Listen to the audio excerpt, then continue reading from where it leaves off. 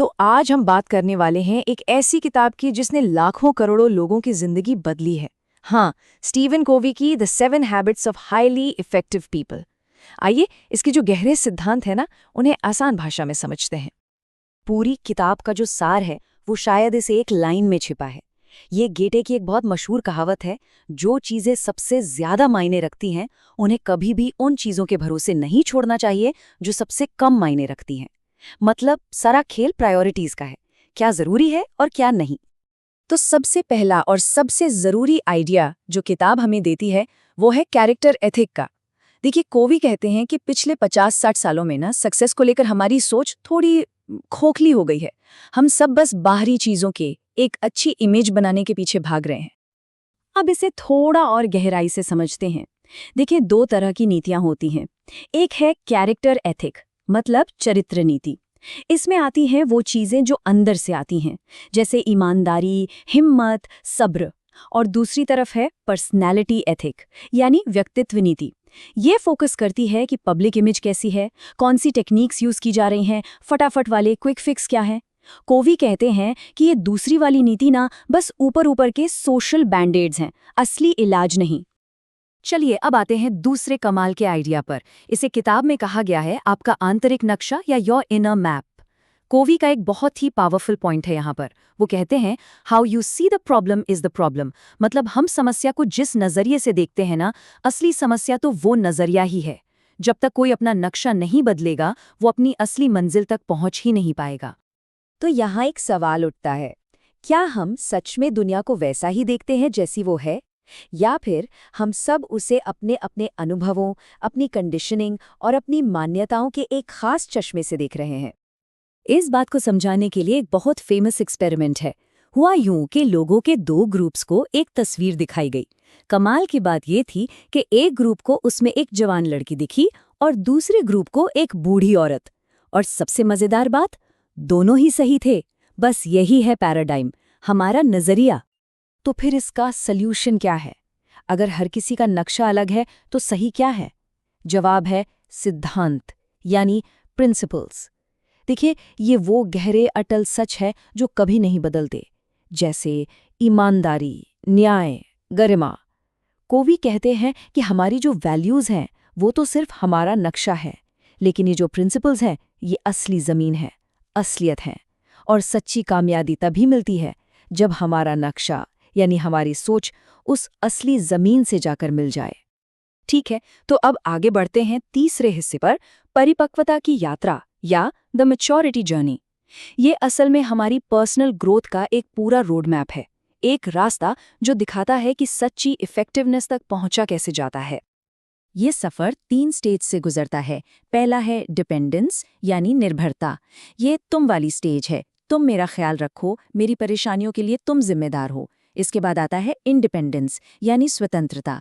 ये मैं वाली स्टेज है, मैं जिम्मेदार हूँ, मैं ये कर सकता हूँ। लेकिन सफर यहाँ खत्म नहीं होता। सबसे ऊंचा लेवल है इंटरडिपेंडेंस, यानी परस्पर निर्भरता।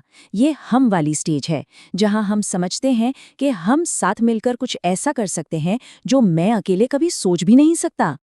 लेकिन यहाँ एक पेच है। उस हम वाली स्टेज तक पहुँचने से पहले मैं वाली स्टेज को जीतना जरूरी है। इसी को कोवी ने नाम दिया है प्राइवेट विक्ट्री, यानी निजी जीत। मतलब बहुत साफ है, दूसरों के साथ मिलकर कुछ बड़ा करने से पहले खुद पर महारत हासिल करनी होगी। पहले खुद को तो जीत लो। और इस निजी जीत की नींव है पहली आदत, प्रोएक्टिविटी।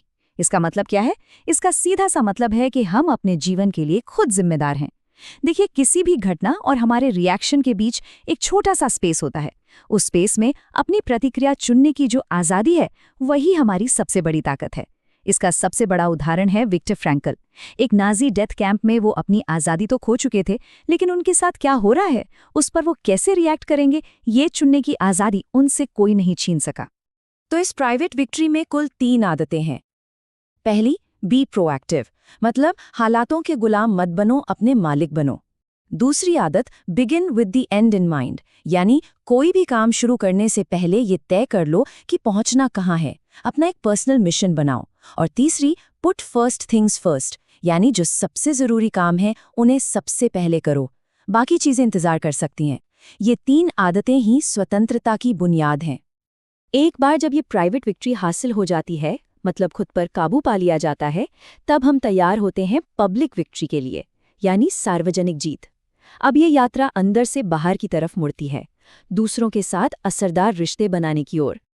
और पब्लिक विक्ट्री की शुरुआत होती है आदत नंबर 4 से, सिंक विन विन, यानी जीत जीत की सोच। ये एक माइंडसेट है कि जिंदगी कोई रेस नहीं है जहां एक की जीत का मतलब दूसरे की हार हो। नहीं, बल्कि ये विश्वास रखना कि सबके लिए बहुत कुछ है और हमेशा ऐसा रास्ता निकाला जा सकता है जिसमें दोनों पार्टियों का फायदा हो। इसी पर अगली आदतें टिकी हैं। आदत नंबर 4 है थिंक विन विन। आदत नंबर 5 है seek first to understand then to be understood. मतलब पहले दूसरों को समझने की कोशिश करो, फिर अपनी बात समझाओ, सहानुभूति से सुनो। और आदत नंबर 6 है सिनर्जाइज, यानी तालमेल बिठाना। ये वो जादू है जब टीम के अलग अलग लोग मिलकर कुछ ऐसा बना देते हैं जो वो अकेले कभी नहीं बना सकते थे। 1 और 1 2 नहीं, 11 बन जाते हैं। ये आदतें हमें वो नतीजे दिलाती हैं जो अकेले हासिल करना नामुमकिन है।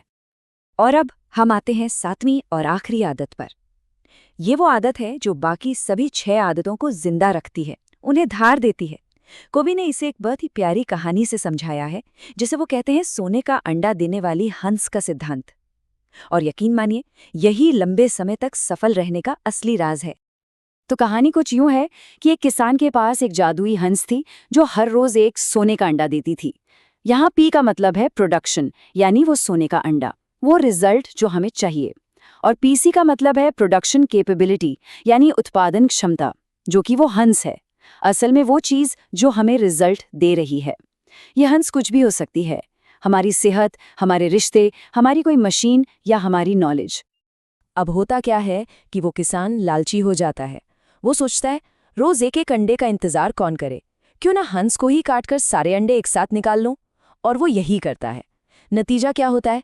जाहिर है, उसे ना तो अंडे मिलते हैं, ना ही हंस बचती है। और असल जिंदगी में भी ठीक यही होता है। जब हम सिर्फ अंडों पर, यानी सिर्फ नतीजों पर फोकस करते हैं और उस हंस की देखभाल करना भूल जाते हैं जो वो नतीजे दे रही है।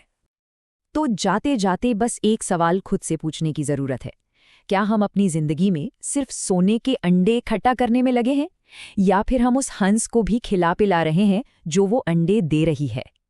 सच्ची और टिकाऊ सफलता का राज इसी एक सवाल के जवाब में छिपा है।